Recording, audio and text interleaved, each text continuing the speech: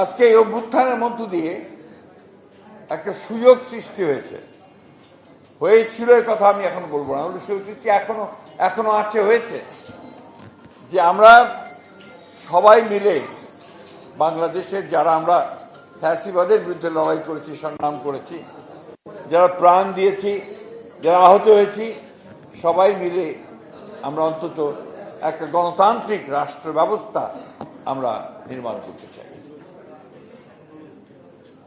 আমি এ ব্যাপারে এখনো আশা হারাইনি। আমি বিশ্বাস করি যে আমরা যদি সবাই একযোগে সেই সময়ে যে বিষয়গুলো আন্দোলন করেছি সেই বিষয়গুলো নিয়ে যদি আমরা কাজ করি এবং আমরা একমত হই, তাহলে অবশ্যই আমরা সেই লক্ষ্যে গিয়ে পৌঁছাতে পারব। পত্র পত্রিকা মিডিয়া তাদের নিজের প্রয়োজনে তারা বিভিন্ন রকম কথা বলেন, লেখেন।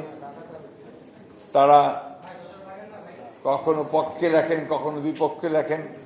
এরপরে সোশ্যাল মিডিয়া আছে, তারা তো মনের মাধুরী মিশিয়ে গোটা জাতিকেই আপনার একে উজ্জীবিত করেন, আবার আপনার নিমজ্জিত করেন। এই বিষয়গুলো এখন আমাদের গা সওয়া হয়ে গেছে। আমরা ওর মধ্যে থেকেই বের করার চেষ্টা করি যে কতটুকু আমরা এগুতে পারলাম, কতটুকু পিছিয়ে গেলাম, কতটুকু আমরা এগিয়ে যাব, কতটুকু সম্ভাবনা আমাদের সৃষ্টি হচ্ছে। আজকে রাজনৈতিক দল নতুন তৈরি হয়েছে, একটা অত্যন্ত গুরুত্বপূর্ণ দল। আজকে বোধহয় সম্ভবত তারা আগামীকাল তারা নিবন্ধনের জন্য জমা দেবে। আমাদের ছাত্ররা যেখানে আছেন আমরা স্বাগত জানিয়েছি, এখনো স্বাগত জানাচ্ছি, এবং আমাদের প্রত্যাশা তাদের প্রতি অনেক বেশি। আজকে পত্রিকায় একটা খবর দেখে একটু মনটা খারাপ হয়েছে। সুইস ব্যাংকে অনেক টাকা জমা হয়েছে। আমি জানি না এই টাকাগুলো কাদের, কবে, কিভাবে জমা হয়েছে, কিন্তু এই খবরটা পড়লেই, সংবাদটা দেখলেই প্রতিটি দেশপ্রেমিক মানুষের মনে হবে তাহলে কি কোনো পরিবর্তন হয়নি?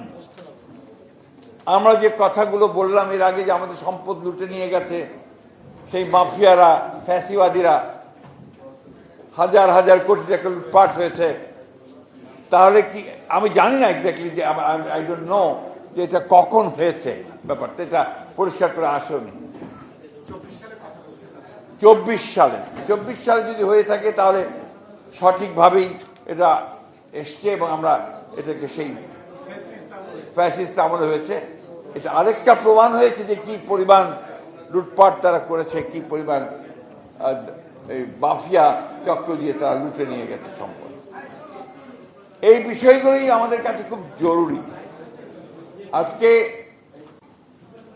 ফ্যাসিস্ট আওয়ামী লীগ তারা বাংলাদেশের প্রতিটি প্রতিষ্ঠানকে ধ্বংস করে দিয়ে গেছে। তারা নির্বাচন ব্যবস্থা, রাষ্ট্রীয় কাঠামো, বিচার ব্যবস্থা, আমলাতন্ত্র এবং শিক্ষা ব্যবস্থা, স্বাস্থ্য ব্যবস্থা, সব কিছুকে তারা ধ্বংস করে দিয়ে গেছে। আজকে চেষ্টা করা হচ্ছে এগুলোকে আবার একটা জায়গায় নিয়ে আসার জন্য।